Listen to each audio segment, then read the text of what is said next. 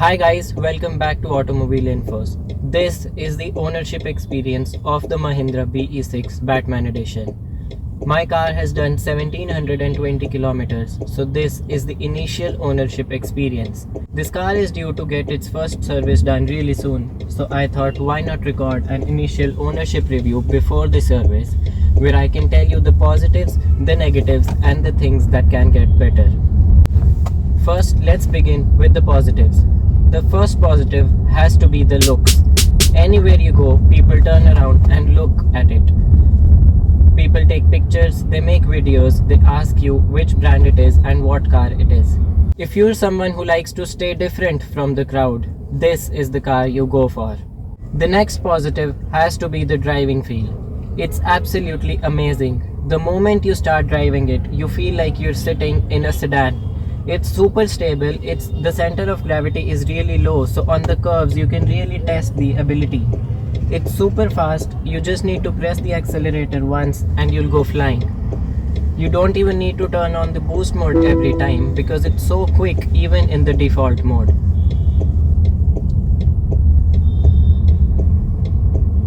The next positive would be the range. I'm getting enough range to drive in the city. I'm getting about 450 kilometers and that was in peak winters.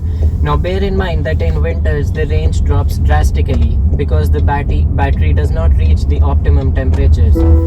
I have turned on battery preconditioning especially for that, but now that the temperatures are in the mid-20s, I am getting an even better range. I've already recorded a range test of the winters. I will definitely record one in the summers as well. Just Scorpio guys. So as I was saying, the range gets poor in winters, but I can see it improving now that summers are approaching. In peak summers also it will drop a little, but now is the perfect time to drive your EV. The next positive is something that has become a negative after the most recent software update.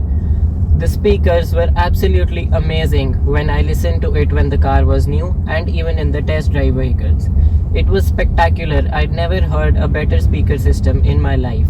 But now the bass is limited to a certain volume. The amplifier has been changed a little bit. There are some adjustments made to it. The mids are compressed and the bass is absolutely ruined. So the music experience for me was a positive, but it's now a negative. The next positive has to be the ease of driving. This is a very big car. Like the width of this is really big. It's not that long, but it's super wide. And the light steering makes it really easy to maneuver in the city, and its turning radius is also very less compared to other SUVs in this segment. So if you're looking to get this for the city, you can go for this without a doubt in your mind.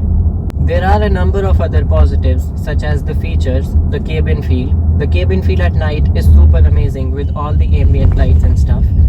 And the moonroof, I personally like this because we also own the XUV and we hardly have opened the sunroof in the past 3 years. The moonroof gives it a unique vibe because of the lights inside it, and it is an absolute treat to be in the cabin at night. Yes, the dark interiors can make someone feel claustrophobic sitting in the back seat because the windows are small comparatively, but if you open the sunshade then it's no issue at all. The next positive has to be the convenience features such as the HUD, the driver assist functions, this awesome screen. This screen has not lagged for me even once since I bought the car.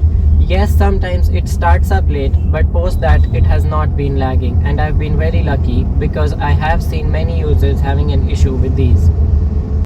Now, I was also asked to include the suspension setup of this and my opinion on it. Now, the BE6 gets semi-adaptive dampers, and so the car calculates in real time what kind of a surface you're on and how stiff the suspension needs to be.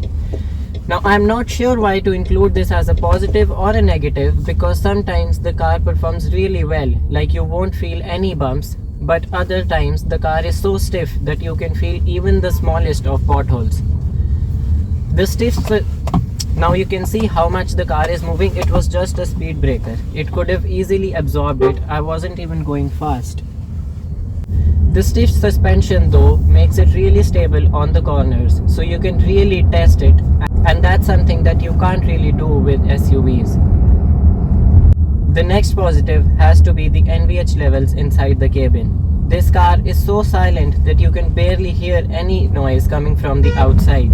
Let it be bikers going close to you, these honkers that just keep honking even when the light is red.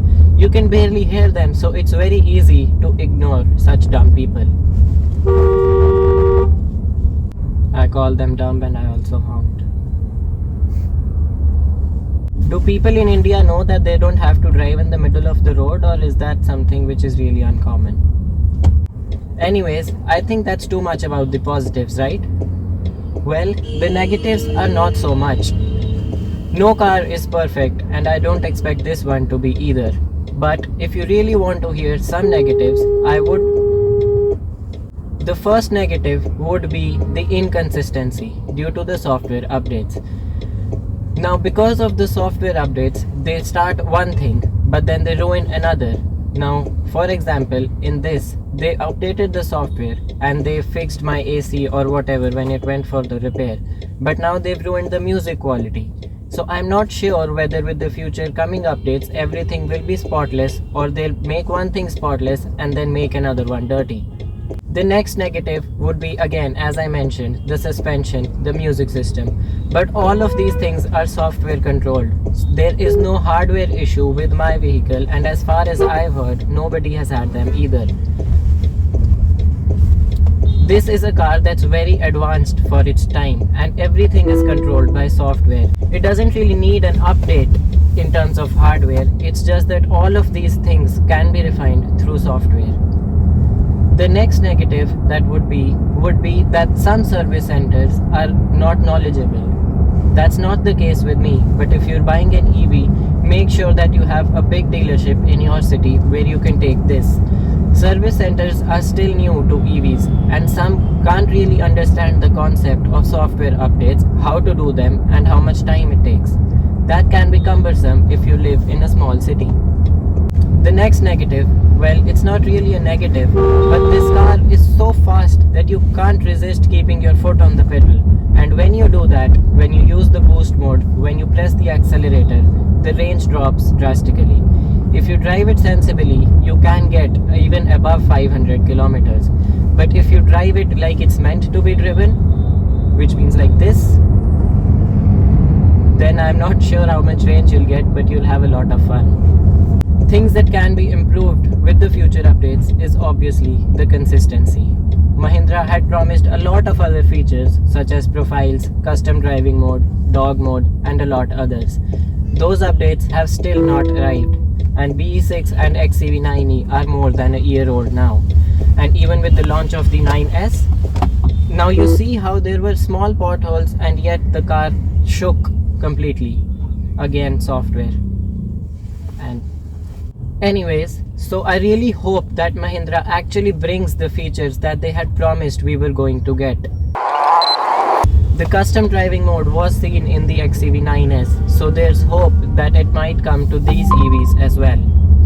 And apart from that, the ride quality of this is stiffer also because it has 20-inch wheels. This is the Batman edition. If you get a regular BE6, the ride quality in that would be a lot better because it gets 19 inches and smaller wheels means better ride quality. So if you want comfort, I wouldn't recommend getting the Formula E edition either because that also has 20-inch wheels. Comfort would be best in 19 inches. I think that's it for this video because this was very initial. I still have a lot more to drive, a lot more to explore in the vehicle. If you have any more doubts, comment them down below. I'll be sure to answer them. If you want me to create a specific video, you can also reach out to me. I will do that for sure. Thank you so much for watching this video. I really appreciate your support. Until next time, drive safe and have a happy journey.